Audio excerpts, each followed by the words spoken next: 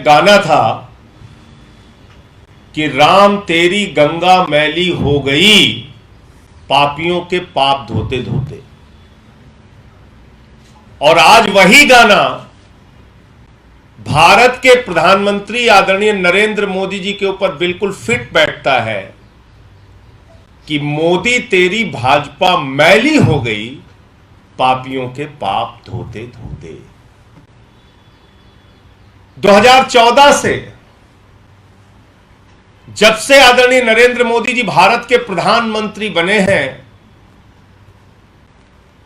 इतना पाप धुला, इतना पाप धुला, इतने गुनाह धुले, इतने अत्याचार धुले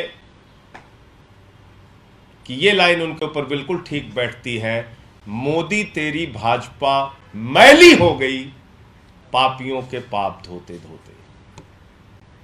और किस चीज से पाप धो रहे हैं? ऋण वाले भी परेशान हैं, टाइड वाले भी परेशान हैं, और घड़ी वॉशिंग पाउडर जो है उसका प्रचार भी चुरा लिया मोदी जी ने।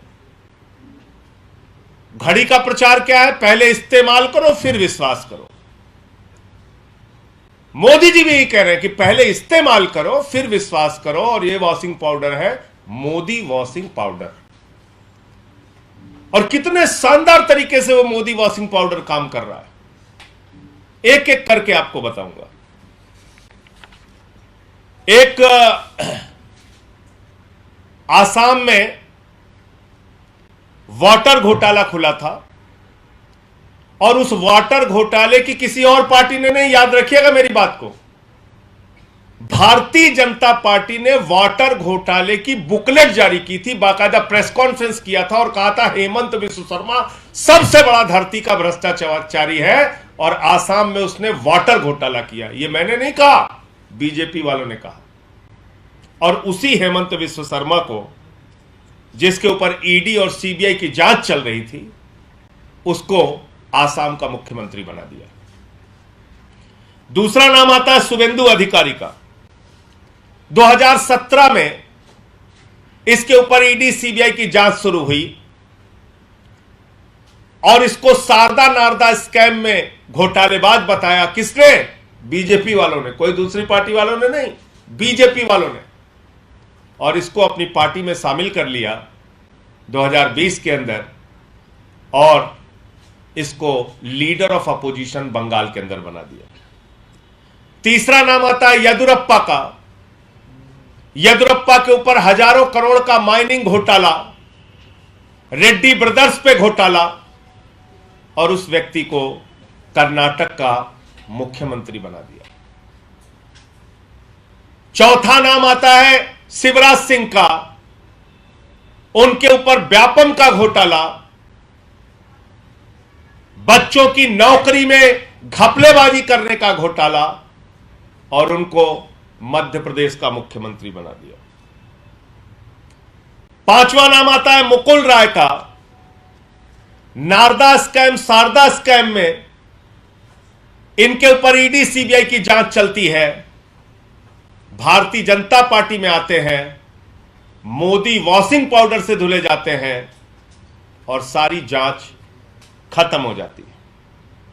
छठवां नाम आता है नारायण राणे का, जिनके ऊपर लैंड स्कैम का आरोप लगता है, जमीन घोटाले का आरोप लगता है। और याद रखिएगा, मैं कोई घोटाला अपनी तरफ से नहीं बोल रहा हूं, भारतीय जनता पार्टी ने ये सारे घोटाले लगाए, और ईडी की जांच चली, और इनकी पार्टी में आ गया, बीजेपी में शामिल हो गया, तो केंद्र में मंत्री है। सातवां नाम आता है प्रेमा खांडू का। प्रेमा खांडू के ऊपर भी भ्रष्टाचार के मामले में ईडी की जांच चली, सीबीआई की जांच चली, और क्रिमिनल कॉन्स्पिरेसी, करप्शन और क्रिमिनल कॉन्स्पिरेसी की जांच चली प्रेमा खांडू पर, और पूरी की पूरी सरकार लेके भारतीय जनता पार्टी में शामिल हो गए। फिर एक नाम आता है जय पंडा का। जय पंडा के ऊपर 2019 में पीएमएलए और फेमा के तहत भ्रष्टाचार के मामले लगते हैं। ईडी की जांच चलती है और उसके बाद भारतीय जनता पार्टी में शामिल हो जाते हैं। फिर एक नाम आता है पुरुषोत्तम साबरिया, यह गुजरात के नेता है और पुरुषोत्तम साबरिया पर भारतीय जनता पार्टी ने इरिगेशन घोटाले का आरोप लगाया था। बीजेपी में चले जाते हैं। हसन मुशरिफ का तो कहना ही क्या है। अभी कुछ दिन पहले ईडी की जांच चल रही थी, ईडी के छापे पड़ रहे थे हसन मुशरिफ पे, और इनका एक नेता है बेचारा किरीट सुमैया।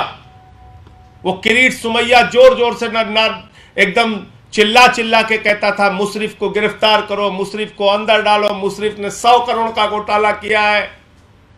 उसी हसन मुशरिफ को कल कैबिनेट मंत्री की परसों शपथ दिला दी गई। एक नाम आता है छगन भुजबल का, महाराष्ट्र सदन घोटाला, और छगन भुजबल को कैबिनेट का मंत्री बना दिया जाता है। एक नाम आता है अजीत पवार का, जो इस समय सबसे चर्चित नाम है, जिसका जिक्र 3 दिन पहले रैली में भोपाल में प्रधानमंत्री जी ने किया। और भारत के प्रधानमंत्री आदरणीय नरेंद्र मोदी जी ने क्या कहा, वो आप सभी पत्रकार बंधुओं को जरूर सुनना चाहिए, पूरे देश को सुनना चाहिए, और भारतीय जनता पार्टी की असलियत पूरे देश के सामने आनी जरूरी है। एनसीपी पर भी करीब 70,000 करोड़ रुपए के घोटालों का आरोप है। महाराष्ट्र स्टेट कोऑपरेटिव बैंक घोटाला, महाराष्ट्र सिंचाई घोटाला, अवैध खनन घोटाला, इनकी लिस्ट भी बहुत लंबी है। ये 3 दिन पहले भारत के प्रधानमंत्री ने 70,000 करोड़ का घोटाला पकड़ा था। किसका? अजीत पवार का, एनसीपी नेताओं का। अजीत पवार पर सिंचाई घोटाला, कोऑपरेटिव बैंक घोटाला, तमाम घोटाले का आरोप भारत के प्रधानमंत्री ने लगाया, और उसी व्यक्ति को 3 दिन के बाद महाराष्ट्र के अंदर उप मुख्यमंत्री बनाने का काम किया। एक नाम आता है भावना गावली को शिवसेना ने शिंदे गुट का चीफ विप बना दिया पार्लियामेंट के अंदर। इनके ऊपर भी ईडी की जांच, 5 सम्मन किया था इनको ईडी ने इनको 5 सम्मन किया था, और ये इस समय शिंदे गुट की लोकसभा में चीफ विप है।